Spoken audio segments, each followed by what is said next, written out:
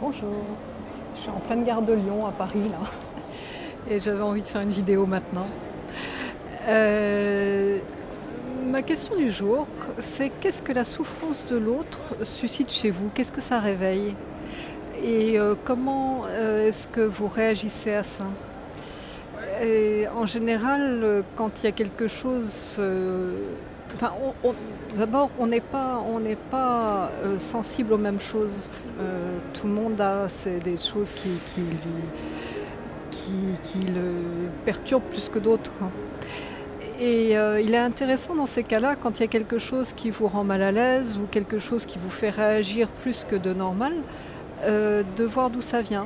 C'est quelque chose qui peut se faire dans la vraie vie, mais qui est intéressant aussi de faire, par exemple, quand on regarde un film. Il y a un super livre comme ça, américain, de Tav Sparks, qui s'appelle The Movie Yoga. Et en fait, c'est tout cet exercice qu'on peut faire en regardant un film et en voyant les émotions que ça réveille en nous. De la colère, de la tristesse, de la joie même. Bon, enfin là aussi, on parle plutôt des choses négatives parce que c'est ce qui nous dérange le plus. Et il est intéressant à ce moment-là de voir quel bouton ça vient pousser en nous.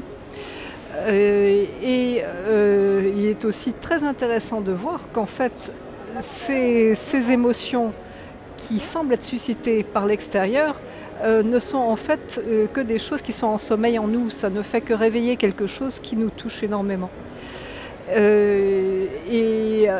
est important aussi de voir que l'extérieur n'a pas grand-chose à voir là-dedans, si ce n'est que ça a juste remis un petit peu d'huile sur le feu qui brûle en nous déjà. Et donc c'est intéressant de voir qu'en fait l'extérieur n'a pas beaucoup de poids et que ce qui est important, c'est de régler nos affaires à l'intérieur. Donc comment les régler ou comment déjà ne plus être aussi atteint par ce qui se passe autour de nous? Eh bien ça peut être tout d'abord justement en allant voir, en sentant que c'est quelque chose d'intérieur. Et en allant peut-être en méditant dessus, en observant les sensations corporelles que ça peut générer, encore une fois, et essayer de contacter quelle est la racine de tout ça et qu'est-ce qui fait que ça nous perturbe autant.